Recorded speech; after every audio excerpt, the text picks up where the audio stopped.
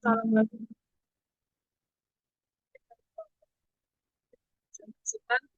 hasil laporan PJDL, di mana anggotanya itu ada Runda Claudia, Fabio Nurdi, saya sendiri, Tony Pamungkas, Melia Putri, Iwan Hidayat, dan saya.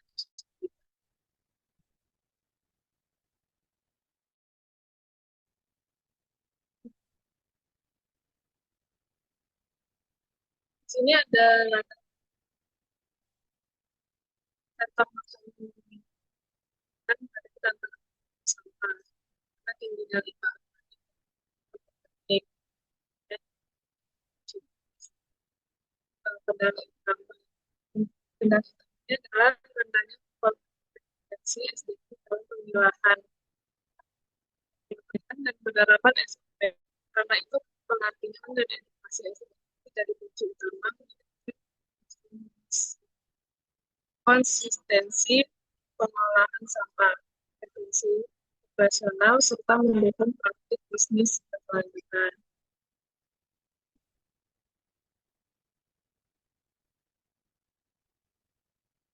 Tujuan dari kompetisi ini adalah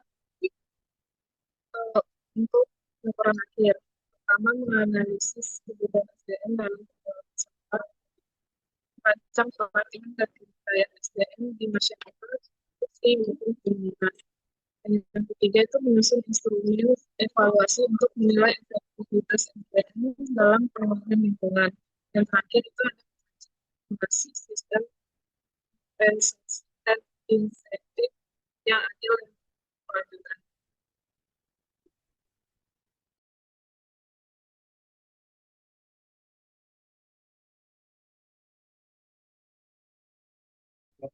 Selanjutnya itu ada analisis kebutuhan SDM, di mana analisis kebutuhan sumber daya manusia ini dilakukan untuk memahami peran, tanggung jawab, serta kompetensi yang diperlukan dalam mendukung pengelolaan sampah di lingkungan kafe. Nah, struktur SDM di ICE Cafe ini terdiri dari 4 posisi utama, yaitu keuangan, kasir, barista, dan kitchen staff. Nah, keempat posisi ini tuh memiliki kontribusi yang berbeda eh, dan berperan dalam pembentukan maupun pengurangan sampah. Oleh karena itu, pemetaan peran, kualifikasi, dan kebutuhan tenaga kerja penting untuk menyusun pelatihan dan intervensi SDM yang sesuai. Lalu yang selanjutnya itu ada profil jabatan, di mana profil jabatan ini membantu memetakan job description, job specification, serta kontribusi masing-masing terhadap operasional dan pembentukan sampah. Melalui pemetaan ini, dapat diidentifikasi kebutuhan kompetensi tambahan, terutama terkait pemilahan dan juga pengolahan limbah, sehingga menjadi dasar untuk menentukan sasaran pelatihan dan strategi pemberdayaan sumber daya manusia yang lebih tepat.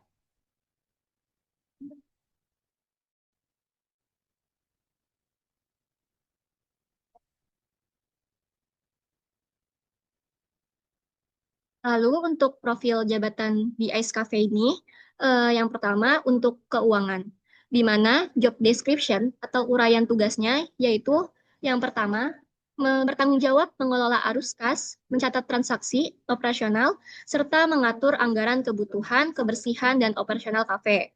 Di mana untuk job specification atau kualifikasi dan kompetensinya itu eh, mampu melakukan administrasi dan juga pencatatan keuangan, lalu teliti dan rapi dalam bekerja, memahami dasar manajemen biaya, dan yang keempat itu memiliki kesadaran terkait pentingnya pengelolaan limbah. Lalu yang kedua itu ada kasir, di mana job description-nya yaitu melakukan transaksi penjualan, lalu mengelola penggunaan perlengkapan kasir seperti struk, lalu menjaga kebersihan area front desk. Lalu untuk job specification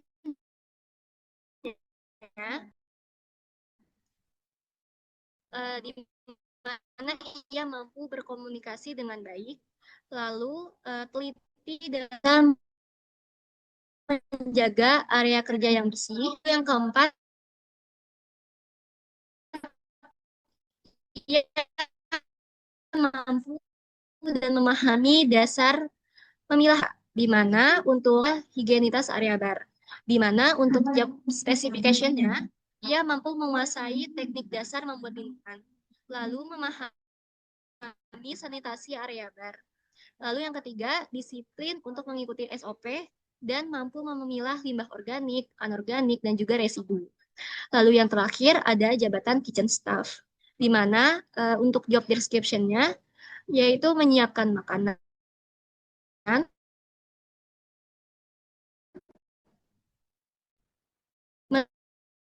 menangani bahan baku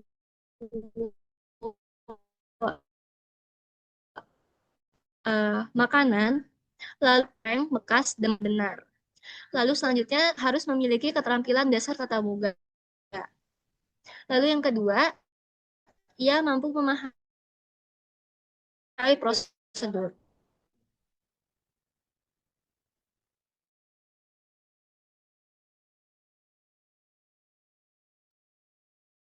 Selanjutnya ada beban kerja setiap jabatan, di mana analisis beban kerja ini dilakukan untuk mengetahui kebutuhan ketua SDM berdasarkan volume tugas harian yang dijalankan oleh setiap posisi yang ada di kafe.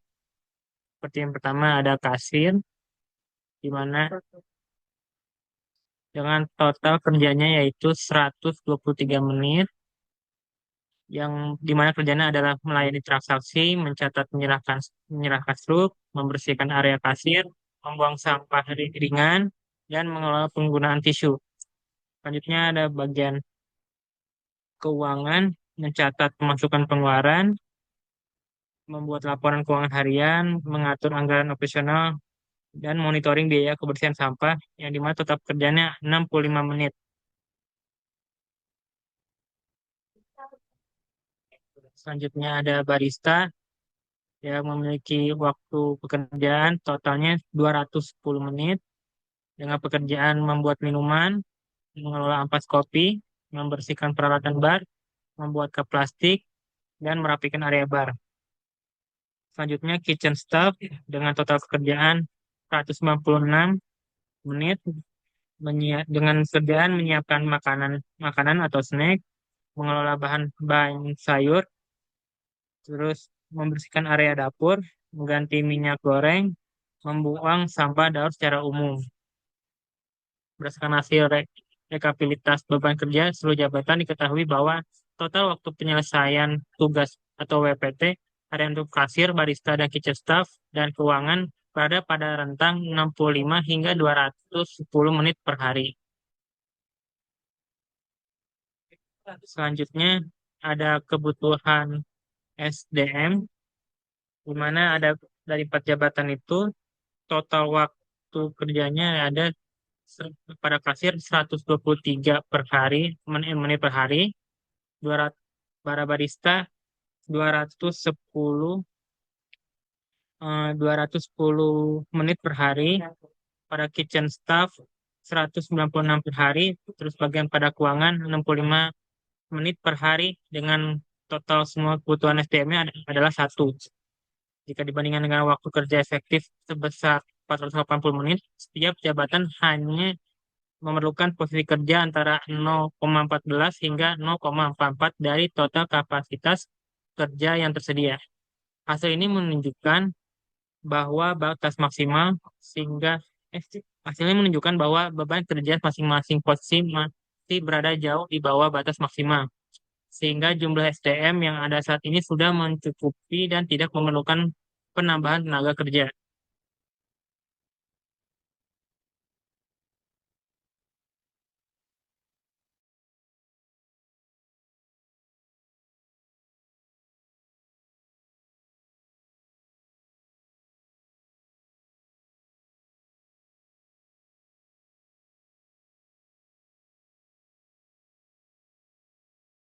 Selanjutnya itu ada desain pelatihan dan pemberdayaan, di mana pelatihan ini tuh dirancang sebagai upaya untuk meningkatkan kapasitas SDM dalam memahami dan menerapkan pemilahan sampah secara konsisten pada kegiatan operasional sehari-hari.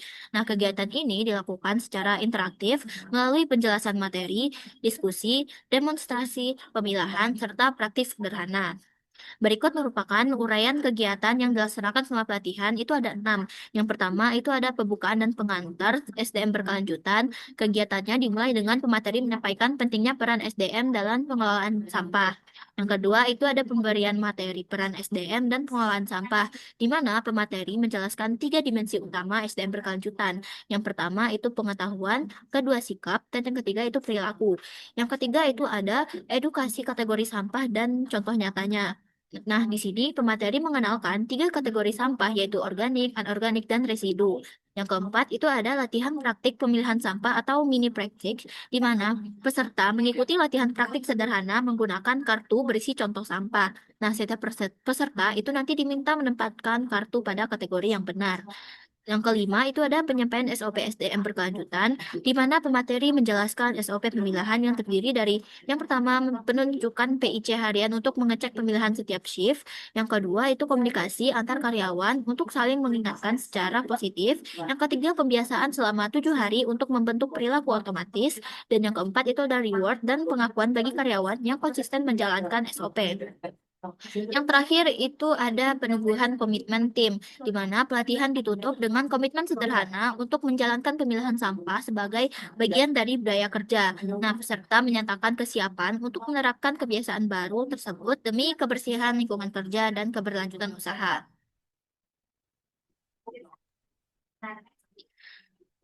Nah, dari pelatihan tadi itu terdapat luaran pelatihan. Diharapkan setelah mengikuti pelatihan, peserta memahami kategori sampah dan cara pemilahannya.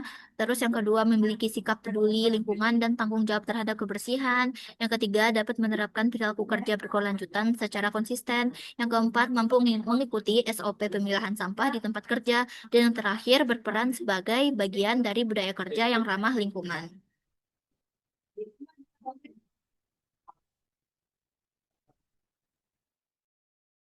Baik, selanjutnya ada instrumentasi evaluasi dan hasil evaluasi. Instrumentasi evaluasi disusun untuk menilai pemahaman dan kemampuan peserta dalam menerapkan pemilahan sampah setelah pelatihan. Evaluasi dilakukan melalui kuesioner, yaitu Google Form, dengan indikator seperti kemudahan memahami materi, pemahaman konsep, kesadaran pentingnya memilah, kemampuan praktik, dan efektivitas metode pelatihan. Menggunakan skala 1 sampai 4, hasilnya direkap untuk menilai efektivitas pelatihan dan mengidentifikasi aspek yang perlu ditingkatkan.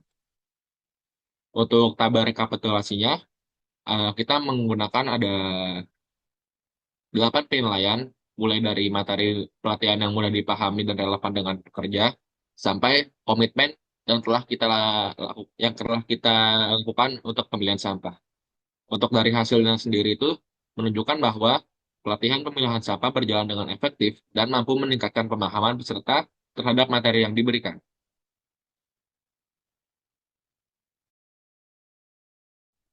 Selanjutnya di sini ada tabel struktur jabatan dan gaji pokok. Itu yang pertama ada struktur jabatan dan gaji pokok dengan posisi barista, itu gaji pokoknya 2 juta, kasir 1,9, kitchen staff 2,1, dan keuangan 2,3.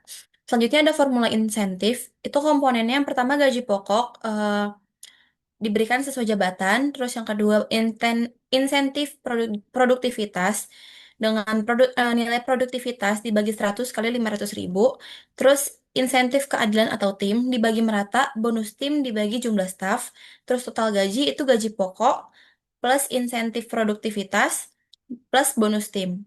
Selanjutnya di sini ada indikator produktivitas per posisi. Dengan posisi barista, indikator produktivitasnya kecepatan penyajian minuman, kebersihan area bar, untuk posisi kasir, ketelitian transaksi, kecepatan input, tidak ada selisih kas. Selanjutnya untuk kitchen staff itu kecepatan memasak dan kebersihan dapur, dan keuangan itu ketepatan laporan, akurasi pencatatan. Selanjutnya untuk perhitungan gaji, untuk posisi barista itu gaji pokoknya 2 juta. Terus produktivitas 85, insentif produktivitas 425, dan bonus tim 200 dengan total gaji 2,625. Untuk kasir, gaji pokok 1,9, produktivitas 75, insentif 375, bonus tim 200, dan total gaji 2.475. Selanjutnya untuk kitchen staff itu gaji pokoknya 2,1, produktivitas 90, insentifnya itu 450, dan bonus tim 200 dengan total gaji 2,750. Dan untuk keuangan 2,3, produktivitas 80, insentif produktivitas itu 400, dan bonus tim 200 dengan total gaji 2,9 juta. Selanjutnya di sini ada kesimpulan. Kesimpulannya itu laporan ini menegaskan bahwa pengelolaan sampah memerlukan SDM yang kompeten, sementara kurangnya pemilah dan SOP menjadi kendala utama. Pelatihan yang diberikan efektif meningkatkan pemahaman dan praktik pemilahan. Didukung hasil evaluasi yang positif, selain itu simulasi sistem kompensasi berbasis produktivitas turut mendorong konsistensi kinerja. Secara keseluruhan, intervensi SDM yang terstruktur meningkatkan efektivitas pengelolaan lingkungan secara berkelanjutan. Untuk saran, walaupun pelatihan berjalan baik, beberapa peserta masih memerlukan pendampingan untuk konsistensi pemilahan. Karena itu, perlu penguatan SOP di setiap shift, supervisi rutin, serta pelatihan lanjutan atau refreshment training agar prosedur tetap dipahami dan budaya kerja berkelanjutan terus terjaga.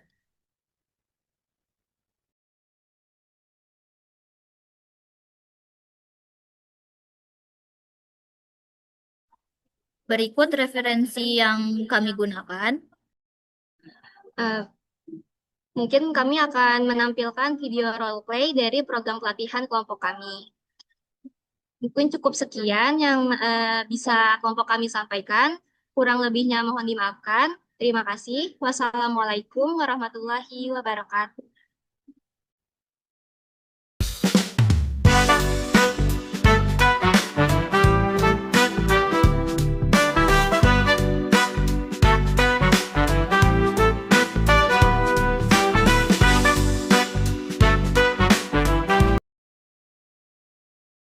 Kayak misalkan diskusi tentang mau bikin menu apa lagi sih kayak gitu, terus ini misalkan kurangnya kayak gimana kayak gitu.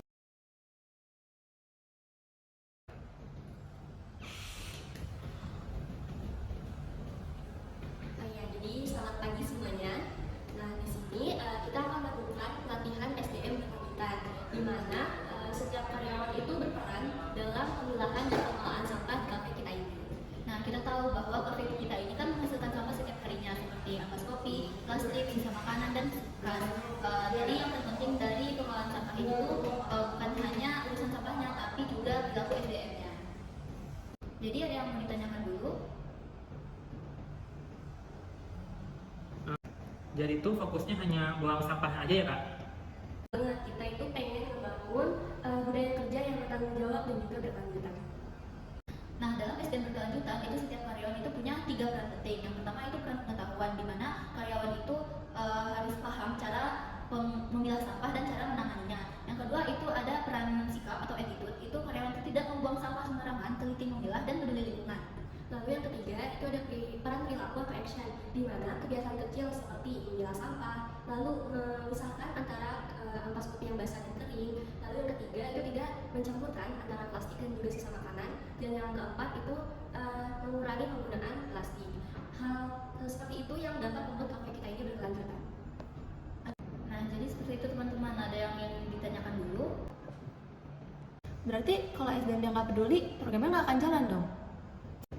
Betul sekali, karena sistem itu berjalan lewat orang yang menjalankan. Nah, jadi di sini ada 3 kategori sampah yang bisa kita kelompokkan. Yang pertama itu organik, anorganik, dan residu. Nah, sampah organik itu merupakan sampah yang mudah terurai secara alami. Contohnya kayak sisa makanan, ampas kopi, dan lain-lain. Terus yang kedua itu ada sampah anorganik, di mana sampah anorganik itu adalah yang sampah sulit terurai dan bisa didaur ulang. Contohnya itu kayak gelas plastik, botol plastik, dan sedotan. Yang ketiga itu ada sampah residu, di mana sampah residu ini itu sulit terurai, bahkan tidak bisa didaur ulang sama sekali, dan akhirnya itu dibuang ke tempat pemrosesan akhir atau TPA. Nah, kalau dicampur, sampah itu akan menjadi bambu, terus lalu plastik itu akan jadi kotor, serta contohnya seperti ampas kopi itu pasti nggak bakal bisa digunakan lagi. Jadi tugas SDM ini adalah memastikan bahwa setiap sampah itu masuk ke kategori yang tepat. Dan di sini kita latihan sebentar. kategori sampah dan ada beberapa kertas. Di sini jadi kalian satu persatu itu mengambil kertas dan meletakkan di kategori sampah yang menurut kalian itu benar.